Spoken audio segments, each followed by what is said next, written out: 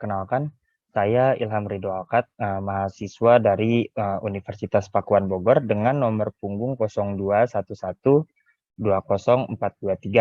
Di sini saya akan menjelaskan tentang ancaman ataupun perubahan yang terjadi ataupun yang mungkin terjadi di perusahaan Gojek. Nah, yang akan saya bahas di sini itu ada 5, mulai dari profil perusahaan Gojek, kita membahas analisis Puca, membahas analisis Ocai, analisis SWOT, hingga kesimpulan dari ketiga analisis tersebut. Nah, lalu ada profil perusahaan. Jadi Gojek ini tuh perusahaan asal Indonesia yang melayani angkutan melalui jasa ojek. Jadi perusahaan ini tuh bergerak di bidang pelayanan jasa. Nah, jadi Gojek ini tuh didirikan oleh Bapak Nadiem Makarim, mungkin yang lebih dikenal sekarang itu sebagai Menteri Pendidikan. Nah, dan didirikan ini sejak tahun 2010. Dan dibanding sekarang tuh Gojek sepertinya udah berkembang pesat ya, lebih dari 10.000 driver. Nah, tujuan didirikannya ini tuh yang pasti untuk mengurangi kemacetan, terutama di daerah Jakarta, di mana kendaraan roda 4 itu udah nggak efektif untuk akses jalan utama dengan waktu yang cepat. Nah, selain itu kayak Bapak Nadiem Makarim juga berpikir bahwa kayak terlalu banyak sepeda motor juga, apalagi yang mungkin nggak digunakan, itu kayak sayang banget. Jadi kita harus bisa maksimalin kendaraan yang ada atau aset yang ada, bisa aja dengan menjadi Gojek driver sebagai pekerjaan sampingan. Nah, lalu manfaat dari Gojek sendiri itu emang banyak banget ya. Kayak pokoknya peluangnya juga pasti banyak, dan Gojek juga dalam menjalani bisnisnya tuh bermitra dengan pengojek di tempat kota yang ia menggelar bisnisnya. Contohnya untuk kayak Jakarta, maka ya Gojek tersebut pasti bermitra dengan pengojek di Jakarta. Nah, kemitraan ini tuh dilakuin kayak dengan sistemnya bagi hasil. Nah, yang selanjutnya menjadi alternatif peningkatan ekonomi bagi kalangan menengah ke bawah ataupun siapapun yang ingin bergabung dengan Gojek sendiri. Nah, lalu selanjutnya kita akan masuk ke pembahasan. Yang pertama itu ada analisis Puca. Nah, Puca ini tuh artinya tuh akronim sebenarnya. Akronim dari volatility atau volatilitas, lalu uncertainty atau ketidakpastian, lalu yang ketiga complexity atau kompleksitas, dan yang terakhir itu ada ambiguity atau ambiguitas. Nah, kombinasi kualitas yang digabungkan itu mencirikan sifat dari berbagai kondisi atau situasi yang sulit. Nah, istilah ini juga kadang dikatakan mudah menguap, tidak pasti, kompleks, dan ambigu. Nah, kesadaran akan kekuatan itu yang diwakili dalam model dan strategi Fuca untuk mengurangi kerugian yang mungkin ditimbulkan dari bagian integral dari manajemen dan krisis ataupun perencanaan pemulihan rencana. Lalu ada analisis Ocai yang dijelaskan seperti menjelaskan tentang budaya kerja, dan yang terakhir itu ada analisis SWOT. Jadi analisis SWOT itu kayak mengevaluasi lingkungan perusahaan, baik lingkungan eksternal, internal untuk suatu tujuan. Nah, lalu ada analisis Puca. Kita mulai masuk ke analisis Puca. Dijelaskan yang pertama itu ada volatility atau volatilitas. Jadi volatility ini situasi itu yang benar-benar nggak bisa diprediksi. Jadi kayak bagaimana sih cara Gojek ini tuh menanggulangi volatility ini?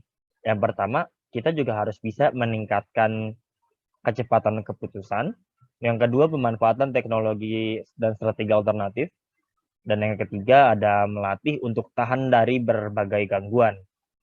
Lalu yang kedua itu ada uncertainty, atau yang biasa kita sebut ketidakpastian. Jadi itu seperti dijelaskan di PowerPoint ini tuh situasi di mana kurang informasi penting yang tidak dilanjuti untuk meminimalisir akibat kepastian. Nah, maka dengan adanya uncertainty ini, Gojek pun melakukan tindakan seperti meningkatkan akses ke pasar melalui teknologi yang ada di era digital ini. Seperti yang kalian tahu juga, mungkin dengan digital yang sekarang, semua hal itu mungkin bisa dilakukan dengan mudah. Nah, lalu yang kedua, melakukan identifikasi dan evaluasi terhadap penyebab situasi saat ini dan fokus pada apa yang ada di dalam rentang kendali. Nah, lalu yang ketiga itu ada kompleksitas atau complexity. Situasi ini tuh bagian dan hubungan yang saling berhubungan dan bergerak. Nah, lalu bagaimana cara meningkatkan atau melanjutkannya? Lalu yang pertama, yang di sini tuh dijelaskan pertama, meningkatkan komunikasi, kolaborasi, dan koordinasi antar pegawai. Lalu yang kedua, menyesuaikan struktur organisasi dan keahlian. Dan yang terakhir itu merekrut orang yang berkembang dalam kompleksitas. Dan yang terakhir ada ambiguity. Nah, ambiguity ini situasi kurang informasi yang membuat tidak mampunya kita untuk memprediksi tantangan yang akan datang. Jadi Gojek dalam menanggulangi ambiguity ini tuh melakukan hal-hal seperti kayak memprioritaskan kebutuhan penggunanya, terus uji coba untuk menemukan hal yang tidak diketahui, dan sering-sering berlatih prototipe yang cepat untuk gagal agar apa ya?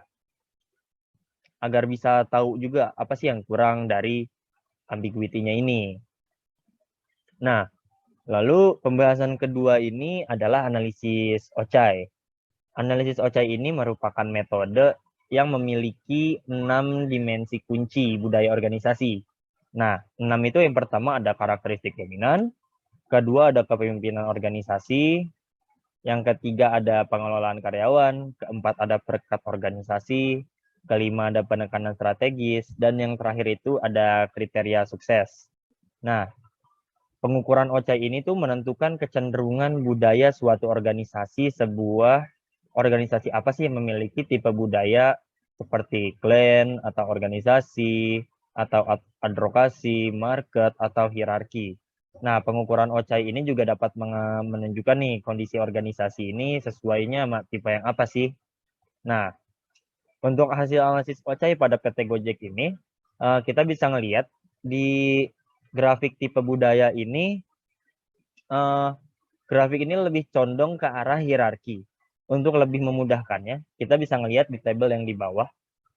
Untuk nilai tertinggi, poin tertinggi untuk masa sekarang jatuh kepada hierarki. Nah, yang dijelaskan di sini adalah persepsi karyawan tuh terhadap budaya organisasi di Gojek ini tuh kayak cenderung berada pada situasi budaya hierarki yang punya tingkat skor paling tinggi. Nah, jadi yang dimaksud ini hierarki itu kayak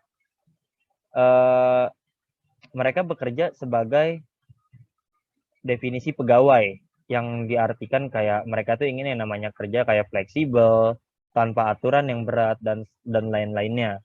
Nah, lalu yang diharapkan oleh manajemen mungkin karyawan-karyawan yang ada di PT Gojek ini tuh adalah budaya pasar, di mana budaya ini tuh mempengaruhi karyawan dan proses organisasi, dan setiap karyawan itu bisa memainkan peran penting dalam perusahaan dan yang pasti itu bisa ngebawa keunggulan kompetitif. Nah, lalu yang terakhir ini ada SWOT. Nah, SWOT ini tuh menjelaskan tentang strength atau kekuatan, lalu ada weaknesses atau kelemahan, ketiga ada opportunities atau peluang, dan yang terakhir itu ada threats atau ancaman. Nah, mungkin kita bisa bahas satu per satu ya. Untuk strength ini atau kekuatan ini, yang dimiliki oleh Gojek itu yang ada 4. Mungkin yang saya cari atau yang saya dapat itu cuma 4. Yang pertama itu ada pelayanan yang disediakan itu melebihi pesaing yang ada. Mungkin ada beberapa aplikasi transportasi online juga yang kalah saing dari Gojek ini sendiri ya. Mungkin. Nah, lalu yang kedua, harga yang ditetapkan itu lebih bersaing. Nah, yang ketiga ini aplikasinya tuh user friendly. Dan yang terakhir ini banyaknya ide dan inovasi baru yang muncul untuk memajukan Gojek tersebut. Nah, mungkin kita bahas mungkin dari yang kedua, harga yang ditetapkan lebih bersaing. Karena dibanding dengan transportasi umum atau transportasi tradisional yang ada, harga yang diberikan dari Gojek ini juga lebih benar-benar bersaing dan orang-orang juga bisa tergoda untuk menggunakan aplikasi Gojek tersebut. Nah, Lalu yang keempat, ada banyaknya ide dan inovasi baru yang muncul untuk memajukan Gojek.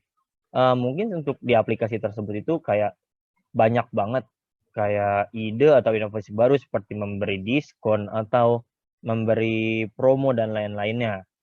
Nah, yang kedua yang akan kita bahas di sini adalah weaknesses atau kelemahan. Nah, kelemahan dari Gojek ini tuh sebenarnya masih terbilang cukup banyak. Mungkin yang bisa saya ambil secara umum, secara general itu ada 4. Yang pertama itu tidak melayani sistem booking atau pre-order. Jadi kita tuh kalau mau pesan Gojek itu hanya bisa untuk hari ini juga, hari itu juga maksudnya, maaf. Kita nggak bisa mesennya misalkan di tanggal 1, tapi berangkatnya di tanggal 2, itu tidak bisa. Nah, lalu yang kedua ada pelayanan yang belum terkontrol. Jadi pelayanan yang belum terkontrol yang dimaksud ini tuh banyaknya keluhan mungkin yang diajukan oleh mungkin bisa dari driver atau mungkin dari klien atau mungkin kita sebagai pengguna aplikasi tersebut yang melakukan komplain karena banyak banget pengguna Gojek untuk saat ini ya. Dan sempat juga ada di berita yang memberitakan bahwa kalau Gojek ini tuh pelayanannya benar-benar belum terkontrol. Mungkin kita dengan contohnya misalkan dengan adanya 1.000 laporan, masih bisa terbilang 70% yang baru terkontrol, 30%-nya tidak terkontrol.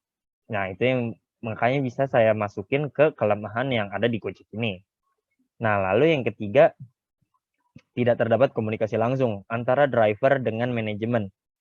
Dan itu memang sulit karena tidak mungkin juga kita bisa mengumpulkan para driver-driver Gojek yang tergolong cukup banyak. Mungkin bisa dibilang lebih dari 10.000 ataupun 20.000. Nah, mungkin dengan komunikasi langsung hanya di awal, saat pendaftaran, saat tes, penyerahan berkas-berkas, dan lain-lain.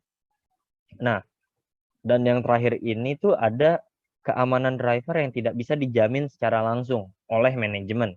Nah, untuk weaknesses yang keempat atau kelemahan yang keempat ini, manajemen mohon maaf ya, manajemen masih belum bisa untuk memantau langsung keamanan dari si pengguna aplikasi tersebut. Nah, contohnya tuh seperti kayak banyaknya kejahatan yang terjadi, lalu kayak keselamatan motor, terus surat-surat dan lain-lain, kita para manajemen belum bisa menjamin apakah betul atau tidak. Nah, tetapi untuk weaknesses nomor 4 ini dari pihak manajemen sedang mengupayakan bagaimana caranya agar bisa mengurangi dampak yang dihasilkan dari weaknesses nomor 4 ini. Nah, lalu yang kedua itu ada opportunities. Opportunities itu kita biasa sebutnya sebagai peluang ya.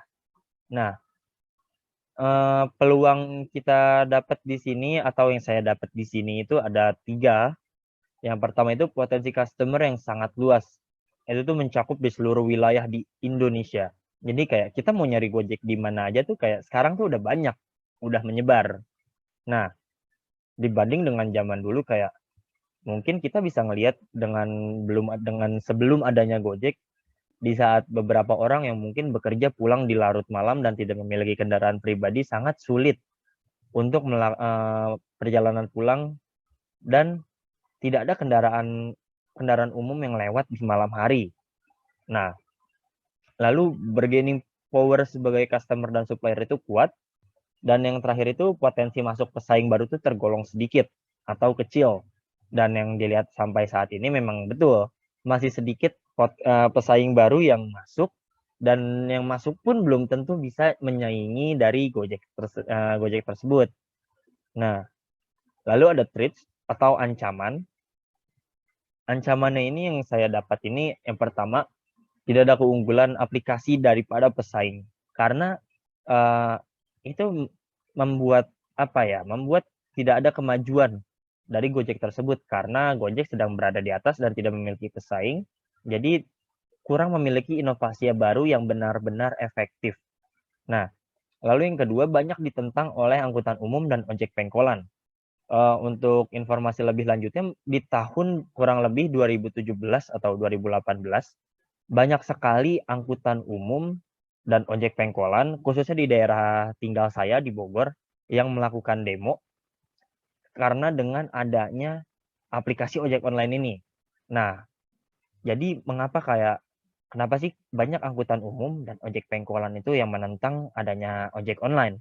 Karena seperti yang dijelaskan di keunggulan pertama, di kekuatan pertama, seperti harganya tuh benar-benar bisa bersaing. Mau sejauh apapun dan harganya juga masih bisa bersaing. Nah, lalu yang ketiga ada kontroversi larangan oleh pemerintah, dan yang terakhir ada rentan demo dari karyawan. Dan mungkin ada sedikit tambahan seperti kayak banyak sekali tindak kejahatan atau tindak kriminal yang dilakukan di Indonesia, tetapi salah mengartikan atribut Gojek yang biasa digunakan untuk melakukan kegiatan pekerjaan atau pekerjaan sampingan, lalu malah disalahgunakan oleh oknum untuk melakukan tindak kriminal. Seperti itu yang sangat-sangat kita khawatirkan dari pihak manajemen Gojek tersebut. Nah, untuk yang terakhir, kita sudah memasuki babak kesimpulan. Dari analisis Puca tersebut tuh kita juga bisa ngeliat kan, Puca itu bukan hanya sebagai ancaman, tapi apabila sudah punya setiap perusahaan udah punya kesiapan dalam menghadapi perubahan, contohnya seperti bekerja secara profesional dan membangun networking, hal tersebut tuh udah pasti bisa membantu sebuah perusahaan yang pasti bisa bertahan di industri yang terancam dengan adanya Fuca ini. Nah, lalu yang kedua ada analisis Ocai. Dari pembahasan di atas, PT Gojek ini cenderung pada budaya situasi hierarki yang memiliki tingkat skor paling tinggi. Dan dalam jangka waktu 25 tahun atau 30 tahun ke depan, Gojek sendiri mengharapkan budaya pasar yang meningkat. Dari hasil analisis yang terakhir adalah analisis SWOT. Dengan menggunakan analisis tersebut, perusahaan itu bisa mengetahui dan mencari aspek yang penting, mulai dari kekuatan hingga ancaman yang berpotensi terjadi. Nah, itu dia penjelasan dari analisis-analisis, mulai dari analisis SWOT, analisis Fuca, dan analisis OCA yang saya jelaskan tadi. Mudah-mudahan bisa dipahami dan mudah-mudahan bisa bermanfaat. Mungkin sekian dari saya, Ilham Ridho Alkat. Terima kasih banyak. Assalamualaikum warahmatullahi wabarakatuh.